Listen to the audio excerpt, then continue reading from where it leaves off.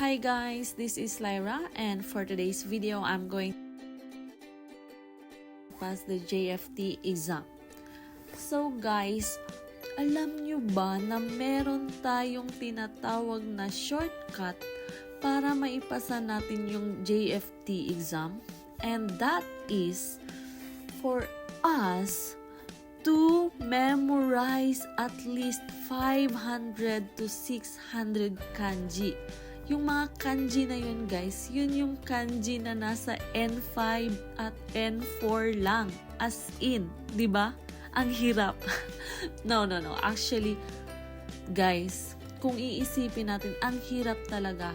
But then, kapag nag-aral tayo ng 5 kanji lang every day and maging consistent tayo for 2 months, oh my God, there's no way na hindi mo maipasa yung JFT exam na yan. I promise you guys.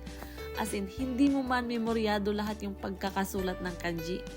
Pero kung kabisado mo yung pagbabasa, I guarantee you guys, 100% kaya mong mapasa yung exam na yan. Laban lang tayo para sa future guys. Kanji is life. See you in Japan. Bye-bye!